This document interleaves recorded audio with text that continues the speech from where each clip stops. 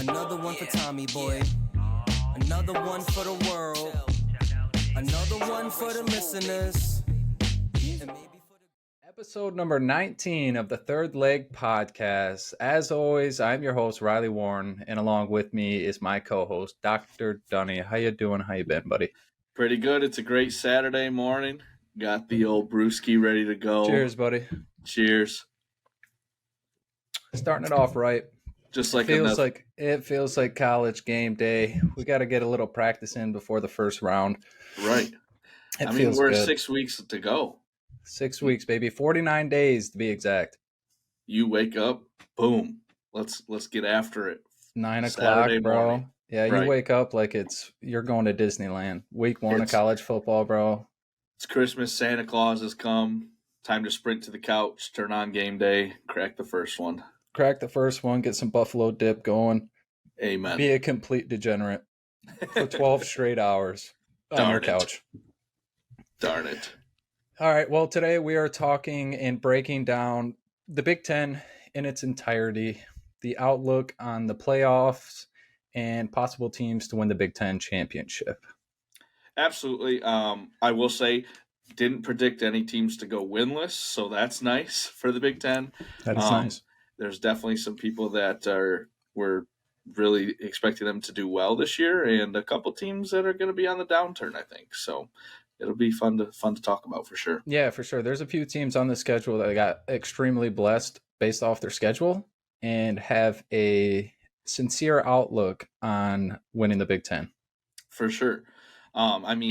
The teams that we'll mention as far as contenders are a lot of the same teams everyone's used to for the last few years, but looking at their schedules, like they should have a good record. For sure. All right. So first on the list, the Fighting Illini, Illinois. I have them at 4-8 personally. Tough opponents on the road for them. They're gonna go probably 1-4, maybe even 0-5. At home, 4-3, potentially 5-2, depending on if they can pull out a game that maybe they shouldn't win or are not expected to win. I think in the beginning of their season, they're going to start off pretty happy. They're going to be at worst 500 at 2-2, but I really see a potential for them to go 3-1 to start. So Illinois will start very hot, and then as the Big Ten starts, they just start to crumble. Yeah, I'm with you. I have them 5-7. I got them beating Toledo, Florida Atlantic, Nebraska, Indiana, and Northwestern.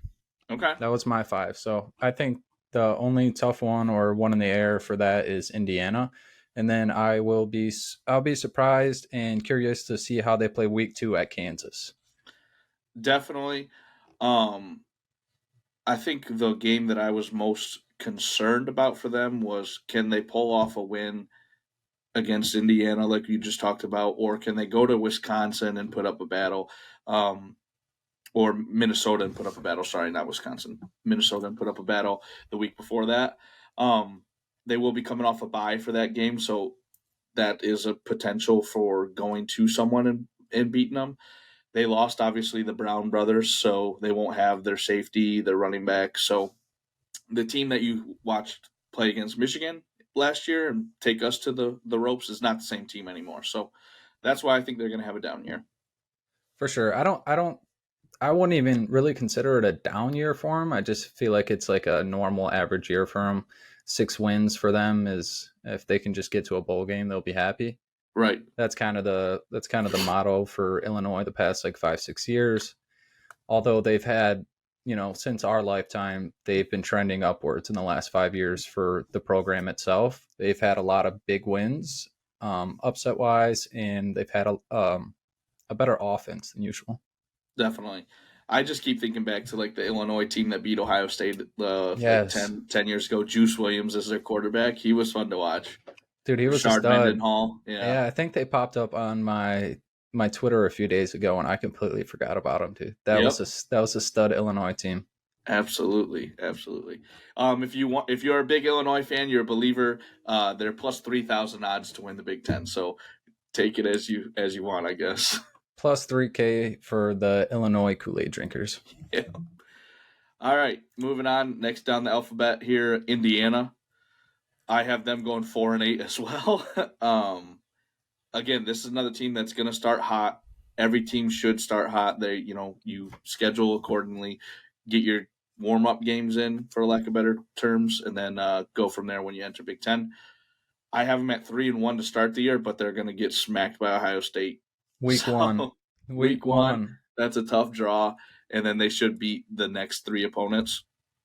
Going into Maryland in week 5, they should, they'll be 3-1, so they should have some momentum going. Hopefully, have things figured out, the question marks answered, and then put up a fight. But I have them losing that game ultimately.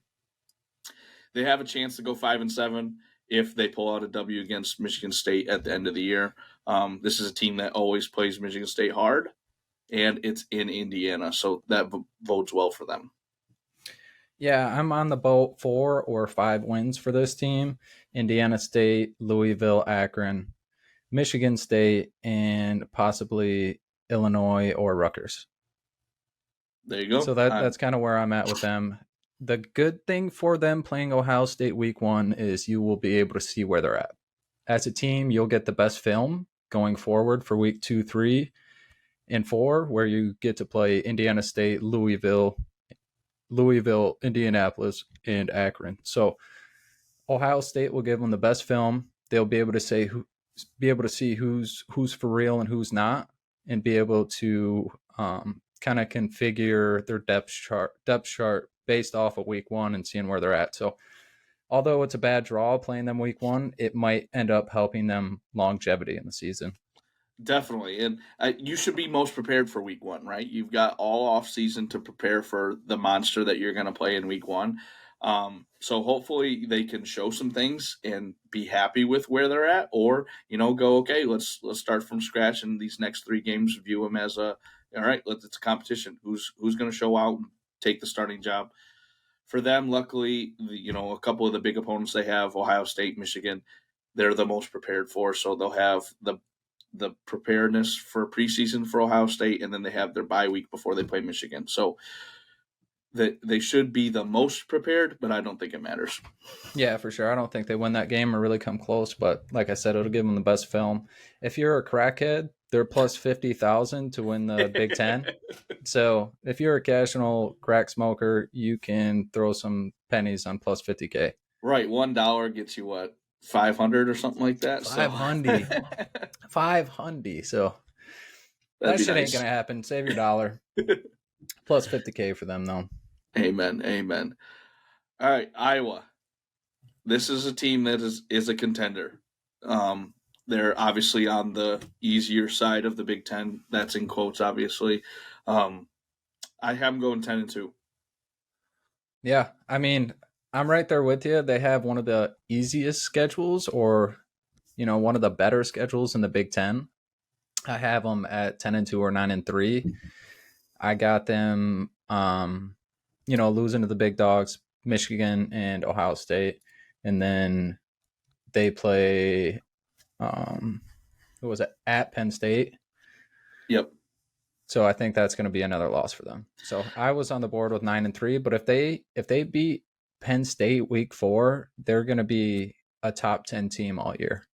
Oh, for sure. I mean, obviously they got Cade McNamara now, right? They have Eric All for Michigan, so they're becoming the Iowa Wolverines. Yep. Cade's not going to turn the ball over.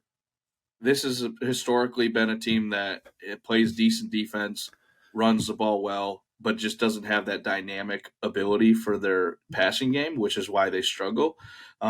Hopefully, I mean, obviously it sucks to see Cade leave and go to a potential rival, but hopefully he balls out for them and they enjoy the season. Like you said, their toughest game is week 4 at Penn State. If it's going to be a night game, that's going to be tough for Cade because he struggles there. But the rest of the season is a cakewalk. They have 8 home games. They never play back-to-back on the road. And one of their road games is literally in the state of Iowa, week 2 against Iowa State. So it's a cakewalk of a schedule for them. They should be in contention for the West Side title. It'll come down to the October 14th matchup at Wisconsin. that game will probably decide who's going to the Big Ten championship.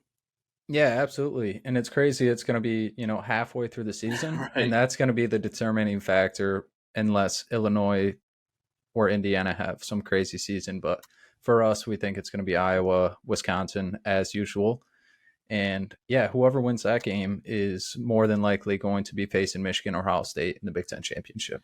Right. And I mean, if you're a believer that the West can pull off an upset, Wisconsin and Iowa aren't bad odds with you getting Iowa at plus 1,400 to win the Big Ten. Yeah, it's not bad. You're basically just saying they're going to win the Big Ten championship game. Because Right. from paper, it seems like they're going to be able to make it. After Wisconsin, their last 5 games is cake. Minnesota, Northwestern, Rutgers, Illinois, Nebraska. Yep. I mean, literally all they have to do is win at Wisconsin and take care of business at home versus Purdue the week before. And we'll be seeing you in Indy. And like we said, they have all home games. So it's not like they have to travel. They're going to be staying home. It's a dream scenario for Iowa. For sure. I'm sure that they're, staff-wise trying to keep everyone level-headed because Right. everyone sees the schedule. You go down it, you're like, we should beat this team, yada yada. They're gonna try to get them off the books and make sure they're just focused week in and week out because they have a chance to do something big and get back to the Big Ten championship and maybe play Michigan again and get some revenge from the ass kicking a couple years ago. Wouldn't that be exciting to watch Cade play Michigan for the Big Ten Cade championship? versus Michigan, dude, the storyline would just be brewing. I hope Cade and Eric all do great this year, but if they play Michigan, I hope they both break their legs. I don't care. Oh, God. Do what you got to do, but as soon as you see us, it's on site. Right. You're dead. You're dead. All right. Maryland is next. This is a team that I believe in. How do you view them for the outlook? What do you got? So for me, I have them 8-4, 7-5-ish. Their first 5 games: Towson, Charlotte, Virginia, Michigan State, Indiana. They should be 5-0 going into Ohio State. So I think even if they lose that Ohio State game, then they got Illinois, Northwestern, Nebraska. I mean, they should be at 7 wins before the last 3 weeks of the year. 6-7 wins, and I don't know. They have a chance to do something special for Maryland. 8-9 wins for Maryland is very, very big for the Big Ten. So Definitely. I'm right there with you. I'm on board with them. I think as long as they stay healthy, their offense should be rolling, and it's really going to come up to their defense being able to hold people. Right. Tulia Tungavailoa, I know I just murdered his first name, but I don't care. Tua's younger brother, right? He's still playing quarterback for him. He's a senior this year. He's got to show out for the NFL. Can he play at the next level? This is the season to prove it. I have him going 9-3, and truthfully, for Michigan, I think they're set up for a trap game because we have to travel to Maryland the week before we play Ohio State. So that's what gets me the most nervous about this Maryland team. Do they actually have a chance to contend for the Big Ten championship? I don't think so because the other 3 in their division are just head and shoulders above everyone else. But for sure, if they somehow surprise someone and, catch them at the right time, who knows? You never know. I have them going 9-3, losing to Ohio State, losing to Penn State, losing to Michigan. So the 3 teams that are above them in the division. Should they pull off a victory and then everyone else eats each other? Maybe they got a shot. I think they're plus 1,400. No, more than that. What are they? Plus 10,000 to win the Big Ten. So if you really want to drink some Kool-Aid, that's another one that you can put $1 or $2 on. Yeah. So for them, they play at Ohio State, and then the other 2 losses you have are both home games at home versus Penn State and Michigan. There's a chance they do something big. I mean, I think that if they even play Ohio State close and they go into that game 5-0, they're going to be dangerous the last half of that season. Definitely. In the Penn State game that they have, it's home November 4th. the week after that, Penn State plays Michigan. So could it be a I'm looking forward, kind of situation for both Penn State and then Michigan because of Ohio State? So who knows? If you catch the team looking forward, you can knock them out for sure. For sure. And I feel like with this team, you already know the three teams that we expect them to lose. Like they already know they had to play them every year. So the rest of their schedule, being able to say, like, we think you're going to beat everyone else, that's kind of huge for Maryland. 9 dubs. I mean, you can't write it for better for them. And like you said, Tua's brother's gone. So they get 9 dubs. They might get some fresh quarterback coming in thinking that, they're trending upwards and, their offense is trending upwards and they're playing better ball at Maryland. Right. And okay, Maryland last year against Ohio State, the game was 43-30. This was the game that everyone was like, close too. Yeah. It was super close until the end. Mm-hmm. I was praying to the gods that was going to happen. All right. After Maryland, we're going to skip a couple teams. We're going to go down to Minnesota. This is a team that I can't really get a read on. PJ Fleck, obviously, he did some good things at Western and then went to Minnesota and is rowing the boat out there. But I don't know. They seem to underperform for what I was expecting from him.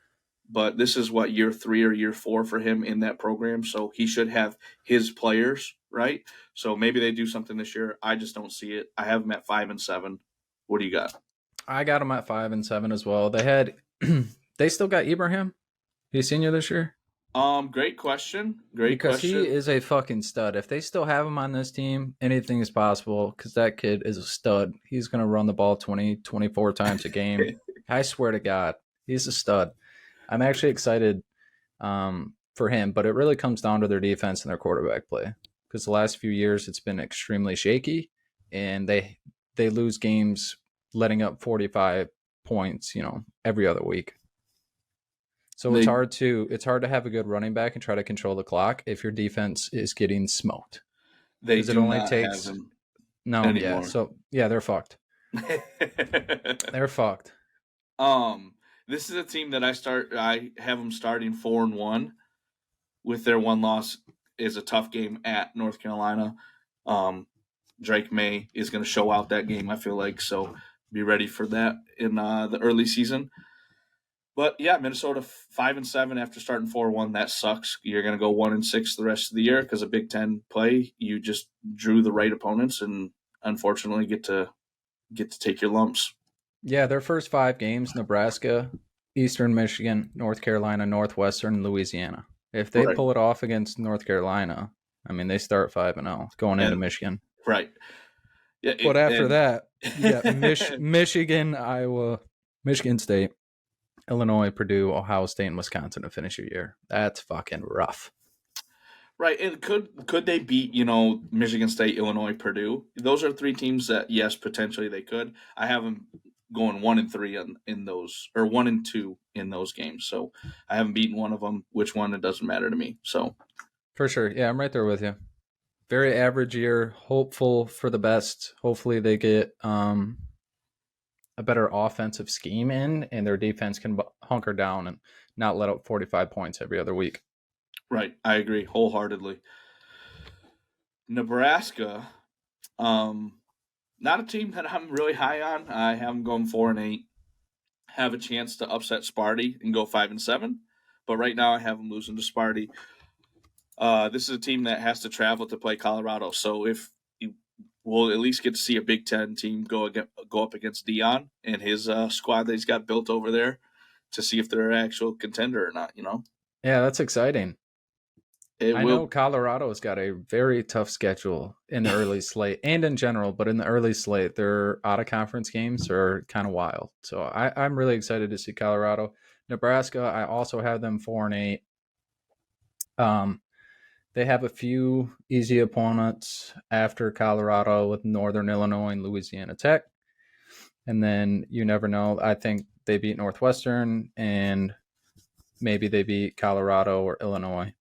Right. So, yeah, I'm right there with you. Any team that's above average, they lose to. And their only chance is versus very, very bottom tier teams. Wholeheartedly agree. It's not as bad as the next team we have though. So Oh yeah, so these two teams are going to be the bottom feeders for, I would imagine, a little while. Nebraska and Northwestern. Northwestern, Pat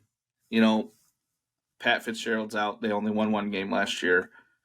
Going to be tough for the purple team there in Illinois. I have them going 2-10. Yeah, I have them. I have them going 2-10 as well. They beat Howard and UTEP. Those are the only two teams. Right, both are home games, week 2 and week 6. But yeah, everyone else, unfortunate for them. Yeah, so we're 49 days away from kickoff, and we don't know who the head coach is. So that plays a factor. That definitely plays a factor. Plus, the skill that goes to Northwestern. It's tough to get into Northwestern. That's one of their biggest problems. It's hard to get some studs when you need a fucking 4.8 to get in there. But yeah, I kind of feel bad for this squad. They got a new quarterback coming in from Corona area. Yep. So new coach.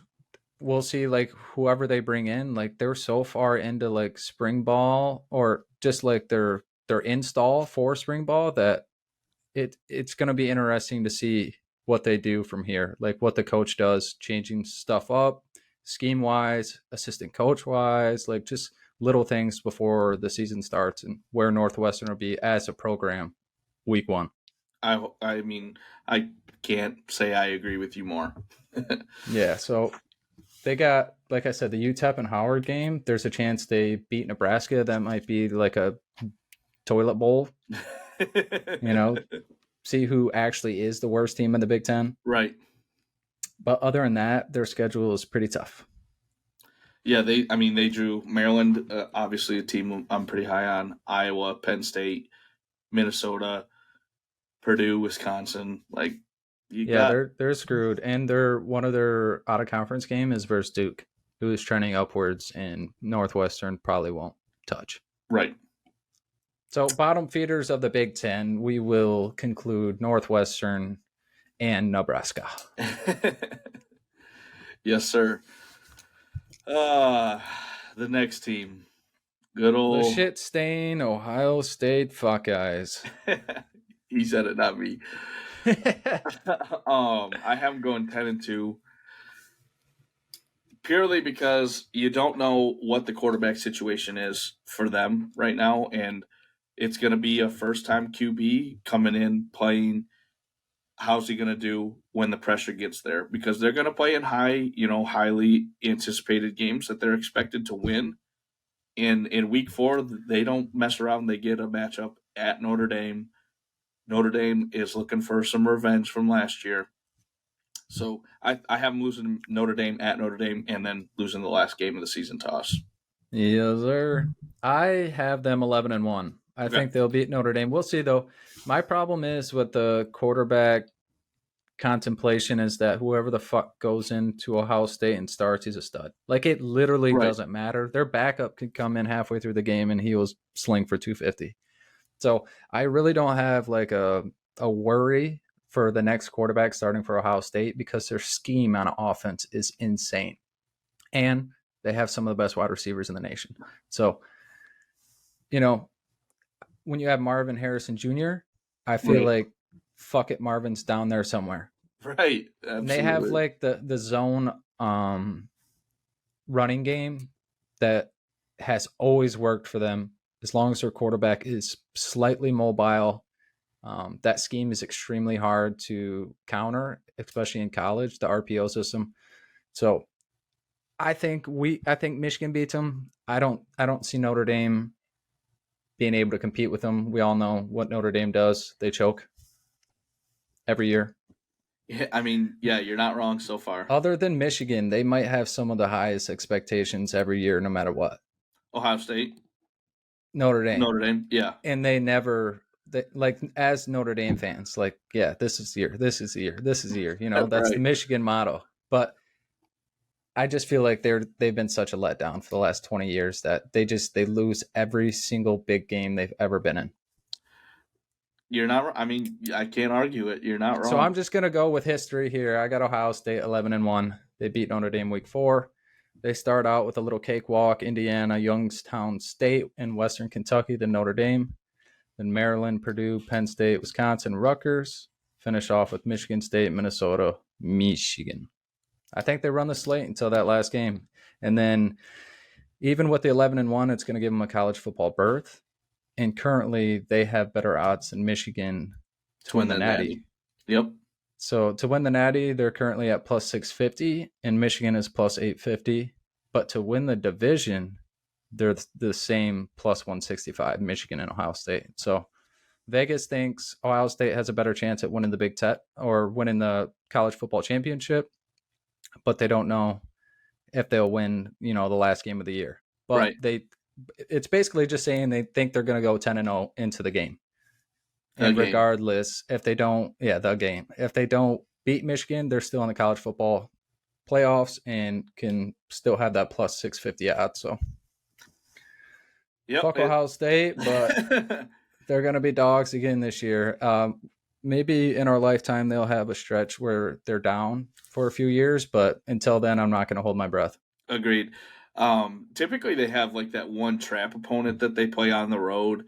And this year, they don't really have that. They get like the Purdue, the Maryland, the Wisconsin out of the way pretty early. And then, Michigan State and Rutgers are that area where they typically have their trap game. And I don't see either of those teams putting up a fight. So they do always have one game they play extremely close to inferior Big Ten teams, whether it's Penn State, Indiana, Illinois.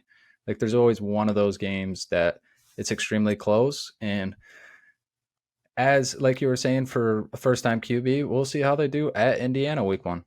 It's true. That'll kind of just be the gauge. And, he goes for 354 touchdowns. We'll say, here we go again. And we'll look forward to, the last game of the year. Absolutely. All right, Penn State. Another team that is in contention. Penn State, I got them teetering on 10-2, 9-3. I got them losing to Michigan, Ohio State, and then maybe Iowa. This is another team with 8 home games. Yep. And has another not cake schedule, but a formidable schedule that you're extremely happy with going into the year. You already know you have to beat Michigan and Ohio State regardless. But if your other 9 games are pretty cake, you're feeling good. So that's kind of where they're at. They get an opportunity to play Michigan at home. So depending on what they do at Ohio State, week 7, if they handle business versus Ohio State, they are going to be a top 4 team going into Michigan. The Happy Valley night game always scares the literal shit out of me. Dude, it's insane. They got 100+ K there too. I forget sometimes, but that bitch is rocking. And I have them at 10-2 as well. Like you said, 8 home games. They're tough opponents that they play. They play at home. They have to travel to Ohio State, but like the Iowa team that you're talking about and Michigan, if those two, I think Iowa is already slated at the 7:30 time, so that's going to be a night game in Happy Valley. And that's going to be lit week 3 or week 4. You know that even if it's a 1-loss Penn State team and an undefeated Michigan team, it's going to be where College Game Day is. It's going to be a night game in Happy Valley, and it's going to be rocking. For sure, dude. That's exciting. As a Penn State fan, being able to get that, like, Michigan gets it, but we always have our night game versus some doo-doo stain. So Penn State, scheduling wise, they always work it to favor them because they know what that whiteout does.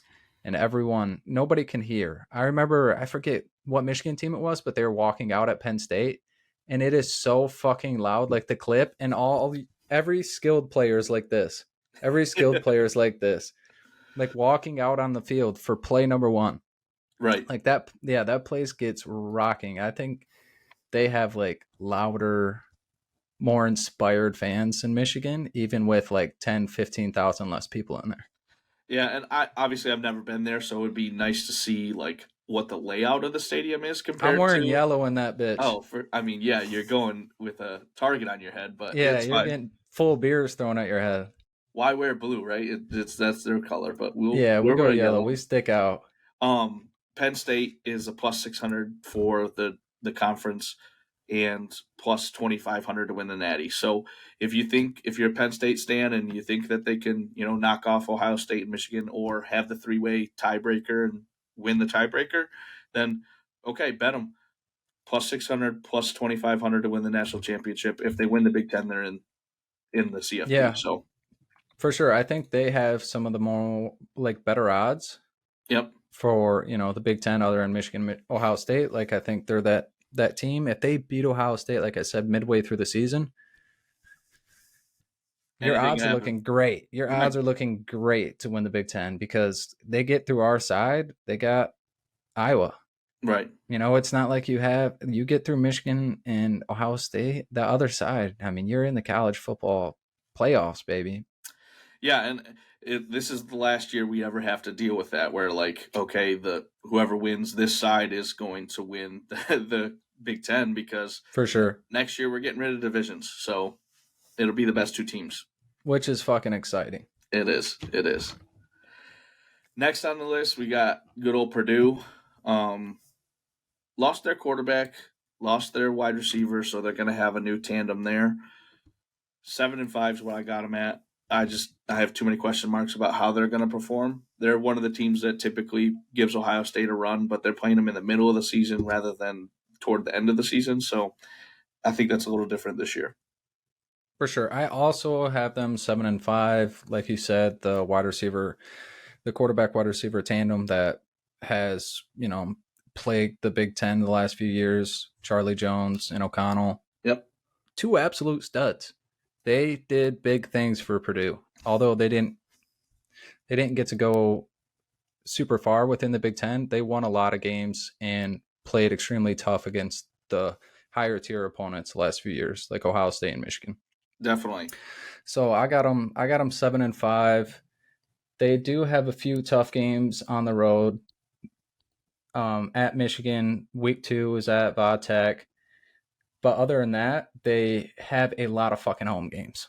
Right. So there's a chance that they get the ball rolling the first 3 weeks at Fresno State, Vodtech, and Syracuse, and go into that Wisconsin game with a little bit of momentum. So there's a chance that they get 8-9 wins. But right at the end of week 5, at worst, I think they should be 3-2. If they either beat Virginia Tech or Wisconsin, obviously they can be 4-1. But yeah, it's a good start for their season. And once you get momentum and you start clicking, anything can happen. Yeah. Midway through the season, there's that super tough stretch of Iowa, Ohio State, cakewalk Nebraska, then Michigan. 3 out of those 4 weeks are going to be hell weeks for them. Right. So if they start well and finish well, I think they'll get over 7 wins. But that's without any of those, games slipping through their fingers. So 7-5, I'm comfortable with. I don't think they'll do anything crazy this year, but I think they'll play tough like they have the last few years. Definitely agree. All right, Rutgers is next. A team that always struggles. One of the oldest colleges in the league, in the nation. I have them at 3-9. Good God. Yeah, I have them starting 3-2 and then going 0-7 to end the season. So, holy. It's a tough schedule for them. What do you think? For sure. Rutgers, I got them at 4-8. I got them beat Northwestern and Temple week 1 and week 2. Yep. I got them beating Wagner, and then I got them beating Michigan State. Okay, and I wholeheartedly could see that. I just right now, I guess I gave Michigan State that dub. So. Well, yeah. And for me, all 4 of those games are home games. I have them losing every game on the road. You're not wrong. And any other game, but Northwestern and Temple for sure. Wagner for sure. And then I think they'll squeak one out against Michigan State, Indiana, or Maryland or something like that. Okay. I like it. It's just another middle of the pack team. I don't think they'll be in the lower standards like Northwestern, but I don't think they'll have the potential to max out like Penn State does or Iowa. I agree. I wish do we play them? No, we don't. It's a team that we do. We go or they come Yeah, to we got us. them week 4. I wish they were one of our away games because it's always a game that I enjoy us going there. We did have a scare one year with them, but I don't know. I always enjoy us playing Rutgers. Yeah, that was like the year after we were like talking shit and smacked them by like 50, Yeah, something like that. We were just running it up on them because they said some shit the year before or whatever. And then we had a little bit of a scare. So I think they're like one of our low key rivals just because of the talent we pulled out of New Jersey, right. like Rashawn Gary and my boy. Jabril. So Jabril, we had just like the pipeline, and I felt like it was like a backhanded thing, like fuck Michigan. Definitely. Fuck Michigan. They're taking our home, recruiting stage. For sure. And a little bit of scare, yes. I think it was a 4th and goal stop to finish the game. But hey, Yeah. You win is a win, right? Yeah, you forget that when you just look at the schedule. It's just a dub. Right. Last team before we get to the Michigan teams, we got Wisconsin. This is another team that I expect to compete for the Big Ten championship. They're going to go 10-2, I think. This is the start of the Luke Fickell era. He's a Big Ten guy. He started at Ohio State. He struggled when he was the interim head coach at Ohio State, but this last 6 years, he's had an amazing run with Cincinnati and has made their program pretty good. And then they have a Doak Walker Award watch list guy in Braylon Allen running the ball. So he was a guy that entered the transfer portal. Then Michigan thought they were going to get him, and then he decided to go back to Wisconsin. He is a good running back. Take his over on the yards. He can run the ball. Yeah, it's always scary getting a solid Wisconsin running back, right? Because they always have a massive fucking line, and they're big dogs. They want to win games in the trenches. So if your front four isn't strong or formidable, then you're going to have a very long day against Wisconsin, and that's just been known for the last 15, 20 years. So I'm right there with you. I think the first 5 games they start 5-0, 6-0, maybe with Iowa. I think the only games I'm super worried about is obviously Ohio State, and then Iowa at home and at Purdue. Yep. Other than that, I mean, I think I for sure think they get 8 to 9 wins. 9 wins for sure. 10 wins. I will be surprised if they don't choke one of the games they're supposed to win. Just because they never have the downfield action without play action. So if one team comes in and has a very good run defense, it's extremely hard for them to get the ball rolling offensively just through the air. And that's just been like a thing with Wisconsin. So we'll see if that's different this year. But for me, there's always one of those games they just can't put up enough points and they lose one of the underdogs. I agree. And like we talked about when we were going through Iowa, October 14th, it is kind of like, okay, who's going to the Big Ten championship? If both teams are no loss or 1 loss at that point, okay, who's going to win that game? It's in Wisconsin this year. Hopefully, Coach Fickell gets the boys ready to go, and it'll be a dogfight for sure. Yeah, that's definitely a game that we circle and we're really looking forward to as Big Ten fans and just in general, because that game is going to mean so much on that side of the division. Yeah, I mean, not wrong. Yeah, it's going to be exciting, dude. I'm kind of like half chubbed up here talking about Big Ten football. I'm not going to lie to you, man. 49 days away. 49 days away. All right. Now we get to the teams that most of our viewers cheer for, one side or the other. Obviously, we're wholeheartedly one side. But we'll talk about Michigan State first. Truthfully, I tried to do this as unbiased as possible. I have them going 5-7 with a chance to go 6-6 if they can beat Indiana, which historically gives them a rough time. They have some tough opponents on the road. They have a ton of question marks at quarterback. They just got Henry Hasselbeck, but he was trying to play lacrosse and then transferred over to them to play quarterback. So a couple weeks ago, this man was committed to playing lacrosse, and then Michigan State, for some, I don't know how, figured out, hey, maybe he wants to play Big Ten football. Right. It's like, yeah, let's shill him out of, nice NIL deal, and then he'll come. A nice NIL. It'll boost, the morale around Michigan State. We got an ex-professional football player's son, because their quarterback room right now is 2 red shirts, a redshirt freshman, and then like a redshirt sophomore. We seen him last year, last name Kim. He came in a few games when Peyton Thorne was hurt. Not good. Not good. So that quarterback room alone is extremely suspect, and they don't have Kenneth Walker to carry him as running back. So it's really going to come down to if their quarterback can just figure out how to not turn the ball over, and their defense can do what Michigan State's defense hopefully does, Right.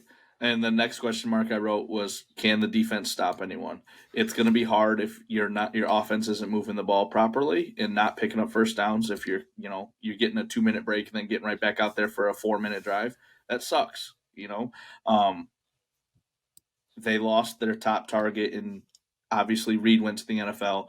But then Coleman, I think is his last name, the kid who played basketball and football for him. Yeah, he's a big dog. He transferred out because he wanted to go somewhere where he is going to be used more. And who's going to be their offense? I don't know. They obviously are going to have to put up points somehow. But it's not going to – I don't think it's going to be a good year for Michigan State. It'll be interesting to see what they do or how the fans start treating Mel Tucker if this season goes bad. I don't know. It's going to be scary. They love Mel Tucker. I know they do. Love him. But I don't know why, but they love him. He might be my Halloween costume this year. Oh, yeah. Overpaid coach. Overpaid coach. That shit's hilarious. I think what do I got him? I got him at 5-7 as well, with a chance to go 6-6. We talked about the QB changes, the 2 red shirts and Hasselbeck. I think to start out the year, they need to go 4-0. They need to beat Central, Richmond, Washington, and then beat Maryland. If they lose to Maryland, the next week at Iowa is going to be an L as well. And then they have Michigan, Ohio State, and Penn State also on the schedule. So there's a guaranteed 3 L's in my eyes. And they play at Minnesota, at Rutgers, at Ohio State, at Indiana. I don't see them beating them. Right. Just like I would typically say yes, but without a quarterback named right now and 0 wide receivers that I know 0 wide receivers on that team. Right. I don't have any faith in their offense. And I root for Michigan State when they're not playing Michigan, especially when we know they're going to have a down year. Like, because I don't want the Big Ten in Michigan. Like, I really don't want them to win 2 or 3 games and be a Northwestern, because it makes our game just so unsatisfying. I would rather have them maybe a loss or 2 and we smoke them. But I don't want them to lose every single fucking game. That's how I feel about Ohio State. I don't root for Michigan State ever. But, yeah, I mean, with your breakdown, that it's pretty accurate. Their first 4 games are winnable. Do I think they win their first 4 games? No, I think they go 2-2. Washington beat them last year. And, I mean, Washington, who knows what they're going to be, because we haven't got to the Pac-12 yet. But it bodes well that their first 4 home games are all in East Lansing. So, Sparty fans, buy the tickets. First 5. Yeah. Get to the stadium, show out, pack the house, get loud, because your team's going to need it in the beginning of the season. And if you win the first 4 or first 5, you got the chance at, getting that big M that we talk about, momentum. And when things are clicking, that's when stuff gets dangerous for other teams. So, you got a chance to start hot. If you can start hot, good. If you fizzle out and you go 500, I think that's when the season starts unraveling. Yeah, my problem with their schedule is if they don't win the first 4 games, they don't go to a bowl game. Right. Because I don't see them winning 3 other games on the schedule. Right. I mean, at Rutgers, coming off a bye week, that is probably their best chance at winning an away game. Then they play Michigan, have to travel to Minnesota and play PJ Fleck. Then they have to travel to Indiana, which is a game that is always a struggle. So, yeah. I think the guarantee Central, Richmond, Nebraska. Other than that, all the other games are in the air. There's a chance they only win 3 games this year. Right. There's a chance they win 6 or 7, but I'm comfortable just saying 5, give or take 1. Yeah, and I mean, you better bring it versus Central because they're always looking to knock Michigan team off. Fuck yeah, dude. They They go are going to hard. bring it. They are going to Yeah, bring it. yeah, they'll be pulling the rabbit out of the hat for sure. Right. All right. On to the big dog. The big dog. Is it really that much of a surprise that I say they go 12-0? No, because Is it really? Because I did too. Okay, I figured so. Michigan to win the Big Ten right now. What is it? A plus 165? Yep, plus 165 to win the Big Ten championship. Plus 165, along with Ohio State at plus 165. Our schedule to start off is extremely favorable. So we have East Carolina, UNLV, Bowling Green, Rutgers, Nebraska, Minnesota, even Indiana. I mean, your first 7 games should be cake. And you can throw Michigan State in there, but all bets are off when it's a rival game. And they'll have 7 weeks under the belt. We'll see how they do. But this season literally comes down to Penn State and Ohio State in the last 2 out of the 3 weeks. Right. In my eyes. There's a chance because we play at Penn State. We already talked about it's going to be extremely scary. It's always scary. It's going to be a night game more than likely. It's going to be loud as fuck. And then we play Ohio State at home. And it doesn't matter where we play them. It's going to be a battle. So, I'm sipping the Kool-Aid, 12-0. I think they're going to get the job done. They got the 2 best running backs in the Big Ten, and they have one of the best quarterbacks, if not the best quarterback in the Big Ten as well. So if our defense does what our defense did last year before TCU, we will be straight. And I think going into the year, most people favor Michigan going 10-0 before that Ohio State game. So, I'm like I said, I'm sipping the Kool-Aid. I got a 12-0 college football berth. It's a pretty cake schedule, to say the least. I mean, that's always like the argument that everyone uses against Michigan, right? Like we always have the cakewalk to begin the season. But if you look at every team that is contending for a national championship, it's pretty much cake. Go look at Alabama's schedule. Right. Every year they win a chip. Go look at Georgia's. Nobody gives a fuck if you actually win it. But if you lose or if you don't win the championship, then it's easy to say you had a cake schedule. You shouldn't have been there. Right. Like you talked about the first 5 games. East Carolina, UNLV, Bowling Green, and Rutgers. Those first 4 are all at home. I expect us to be, put up, 245 a game, 250 points, close to, Yeah. And only give up at max 50. And then Nebraska at Minnesota, those 2 games, I feel like we should win. We should be 7-0 coming back home against Indiana. At home, we're, pretty darn good. We should beat Indiana, and then we go to Michigan State undefeated. If Michigan State shows out to start the season and they're, 1-2 loss team when we're coming to town, we're going to East Lansing, it's going to be brutal, Yeah. Look, if you think back to 2 years ago when K9 went off, it was in Michigan State. I was at that game. Unlucky. Well, I wasn't at the game. I was in East Lansing. I don't remember being in East Lansing too much. After the game, you drank your sorrows away for sure with the rest of us. During the game too, but every 10 yards, I was taking a sip of my beer. But no, I mean, the tailgating is going to be awesome. If you're a Michigan State fan, that's what you hope for when the game is going to happen, is that both teams are competitive, right? You don't want it to be one-sided. It sucks for everyone, it sucks for one team for sure, about 50% of the state when that does happen. You hope for both teams to be in a good position. I don't see it happening this year. The game I'm most scared about is the night game in Happy Valley that's going to happen. The thing about that game is if we have the fortitude to win at Penn State, and if it's a close game and we get that little bit of experience of very close game, and we get that momentum rolling and get that win versus Penn State, I feel like it'll be extremely valuable when we play Ohio State. Absolutely. And going forward in general, like that is going to be the toughest environment we play all year because we play Ohio State at home.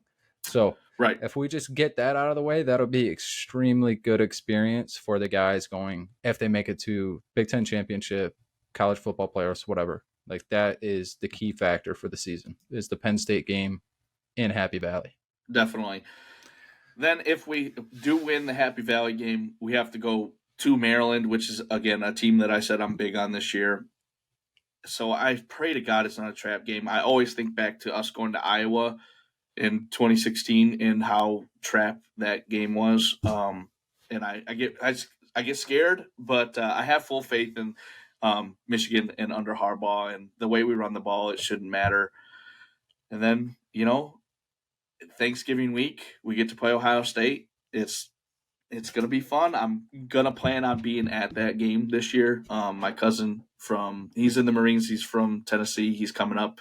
He's a big diehard Michigan fan, and he's going to try and make it his first game he's ever been to the Big House. So, damn, that's sick. So we're looking at buying tickets here I think they've gone on sale, but looking at them, buying them here soon. Unfortunately, I think they're like 400 bones. So yeah, they're pretty pricey. Gotta save a pretty penny. The tickets for Michigan versus USC are already out, and they're like $500. Damn. The lowest ticket is like $400 something right now. Like it's fucking insane. Like if you're a season ticket holder, you might get some games paid for if you shell those out. Well, what I'll be looking to do is calling up some students that I still know and saying, "Hey." Oh, absolutely, absolutely. That's what we did a few years ago. Student section sick, yeah. But no, if you've never been to a Michigan game, I don't care what kind of fan you are. Pick one of the games that's going to be an absolute blowout. Go and listen to the atmosphere. It's unlike anything. I've been to Sparty Stadium. I've been to Ford Field. It doesn't compare.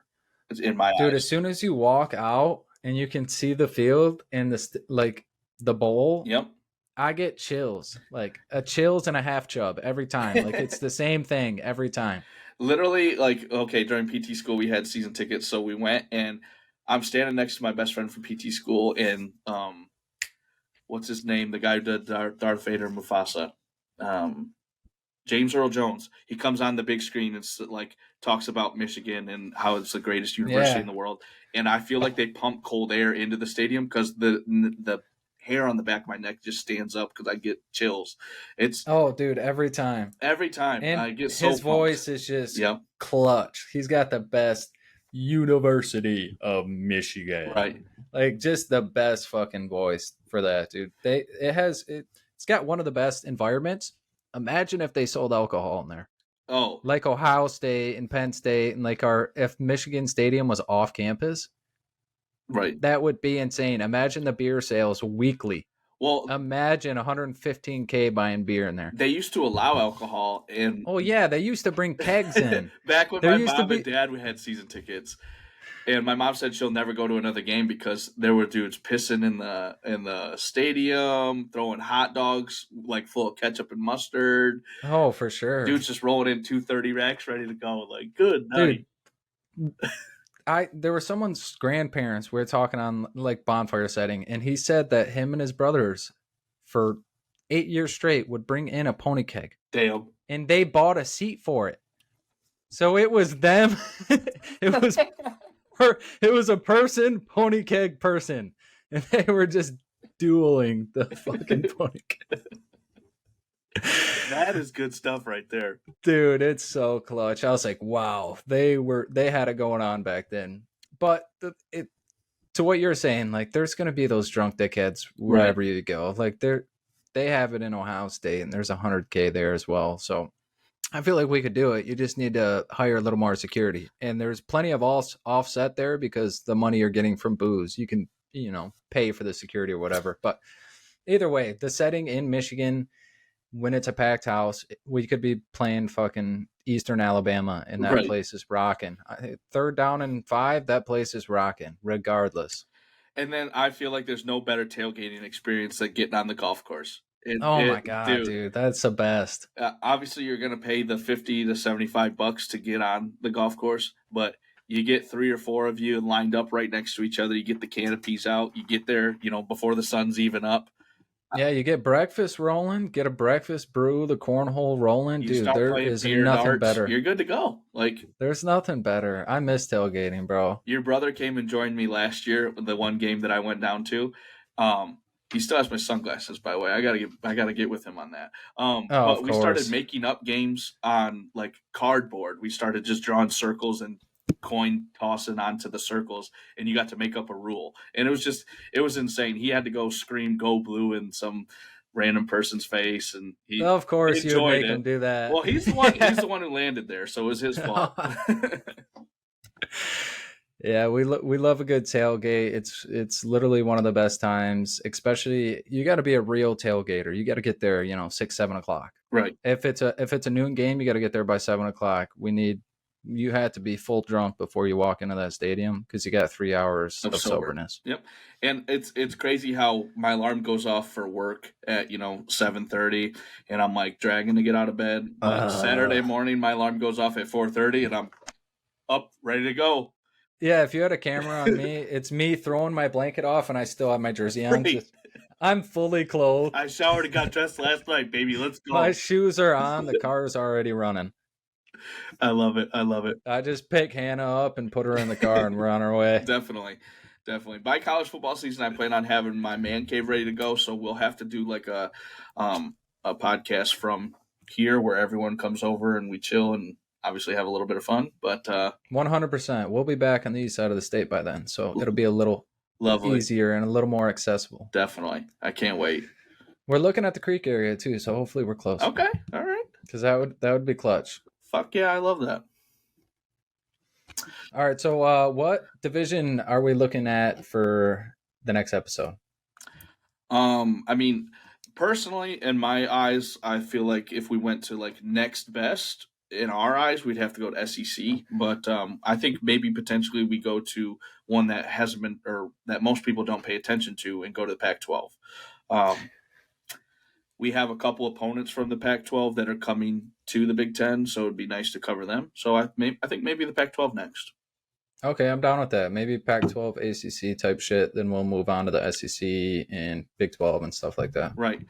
We do have to cover the NFL again coming up soon, so we'll probably knock out a few NFC divisions in the next episode. Yeah, we'll be flip-flopping between college football and NFL, forecasting and predicting each division. So bear with us. We're going back and forth, just trying to keep it fresh. Definitely. Don't want to just do 3 weeks straight of NFL and then college. So we're just going back and forth, trying to get the best divisions out of the way and opponents that the Big Ten and NFC North will be playing. Definitely. Alrighty, bro. Well, it was enjoyable as usual. Michigan 12-0 national championships. Put money on it now, plus 850 to win the Natty. Let's get it. Yep, let's get the tattoo 2023 national championships. I love it. All right, boys, that's going to do it for us from episode number 19 of the Third Leg podcast. Excuse me. As always, we appreciate you guys. Much love. Peace. Another one for Tommy boy. Another one for the world. Another one for the listeners. And maybe